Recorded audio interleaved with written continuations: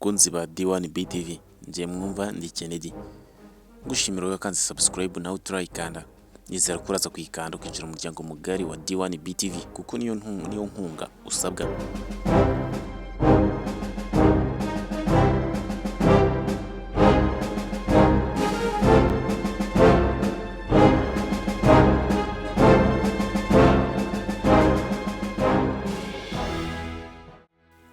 Ndagushimiye ukanze subscribe.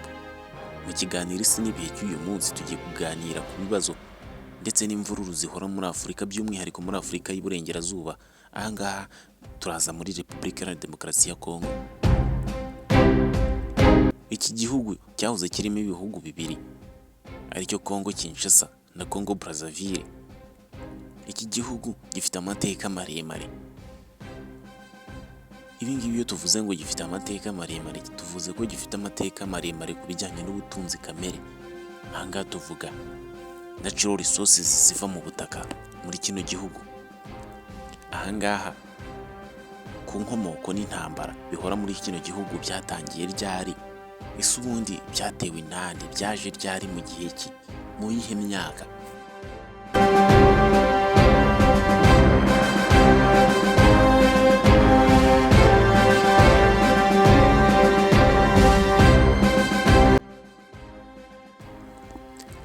Inkuru ya Kongo, ya Repubulika Iharanira Demokarasi ya Kongo, itangira mbere y'umwaduko w'abazungu.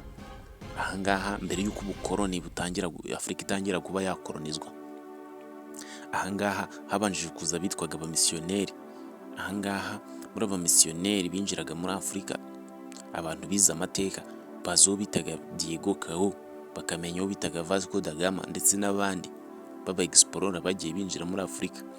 Abo explorer papasi yawe nta yindi yari ugutembera Afurika, bagenda bareba ibihugu biteye imbere bifite ubutunzi kamere buhambaye, kugira ngo batange message mu bihugu byabo, kugira ngo bazabone ibihugu bahitamo mu gihe bazaba bahisemo ibihugu bakoroniza, kubera ko ibihugu byari biteye imbere icyo gihe byashaka gukoroniza ibihugu bidateye imbere. Rero baza kwibonera Afurika nk'umugabane uriho abantu batabashaga kuba barwanya aba bantu. Icyo gihe umunyafurika yafataga akazi kiwe nko guhiga ndetse no guhinga. Ahangaha umunyafurika yahingaga hejuru y'ibuye rya zahabu ryabaga rihagaze agaciro kagura. Ahangaha umunyafurika yiberagaho mu buzima bw'ubuhinzi n'ubuhigi. Ahangaha aho umunyafurika yahingaga hejuru, agahinga ikijumba hejuru ya zahabu ishobora kumutunga ubuzima bwe bwose, ariko akayisarura ikijumba hejuru, azarya iminsi 2 cyangwa 3, akarya ukwezi kumwe, bikaba birarangiye. Ahangaha umunyafurika yashoboraga kuba nanone yabona ibuye ry'agaciro, ntabyiteho, ahubwo agaha agaciro urukwavu cyangwa se izindi nyamaswa z'ishyamba, ndavuga nk'impongo, isha ndetse n'isatura, akabiha agaciro kurenza ibuye ry'agaciro, kubera yuko icyo gihe icyo yari akeneye n'ubwenge yari afite umunyafurika byari ubwo guhinga ndetse no guhiga yishakira ibyo kurya. Ahangaha nibwo abamisiyoneri binjiye muri Afurika, bakagenda biza bitwaje indorerwamo, ibyirore, imyenda, tondezi zogosha. Ahangaha igihugu batangiraga kubonamo ibyangombwa bifuzaga cyangwa se umutungo kamere bashakaga, batangiraga kwikundisha kuri abo baturage ba muri icyo gihugu, babahereza ibyirori. Umuturage atangira kumenya uko asa, akajya yireba. Ahangaha byaje korohera, byaje kuba iturufu nziza abazungu bakoresheje kugira ngo babashe kuba bayobora Afurika kandi bayinjirire, bamenye buri kimwe cyose n'imibereho yabo. Ahangaha muri iyo myaka myinshi ishize, abo misiyoneri bamaze kugenda, nta kindi cyakurikiyeho. Buri gihugu byagiye bigabana ibihugu bya Afurika, ibihugu byo mu Burayi byagiye bigabana ibihugu bya Afurika bigomba gukoroniza. Abandi kino gihugu ni icyanjye. Aho rero niho intambara hose yaturutse, aho niho intambara yo muri Kongo yaturutse, kugeza na n'uyu munsi yanze gushira. Ahangaha muri ibyo bihugu byose bya Afurika baje gusanga igihugu cya Repubulika Iharanira Demokarasi ya Kongo aricyo gihugu cyari gifite ubutunzi kamere bwinshi buhambaye muri ino si. Ahangaha ariho baje gusanga bagomba gushyira ibirindiro ndetse no kuharambura agasambi bakahicara, kugeza igihe ubutunzi kamere buri mu butaka bwa Kongo buzaba butakirimo bwarashizemo. Aha ngaha nibwo rero ibihugu byagiye bitandukanye ubukoroni burangiye.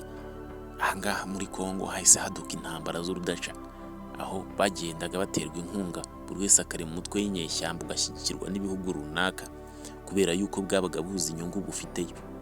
Uwo mutwe w'inyeshyamba biba muri bino bihugu nta kindi baba barwanira, nta kindi. Mu gihe bamwe barwana abandi baba bari gucukura amabuye y'agaciro bohereza ibihugu bimwe na bimwe biba bigiye bibyihisha inyuma. Aha ngaha tuba tuvuga nta bindi bihugu biba byihishe inyuma uretse abazungu baba babirimo.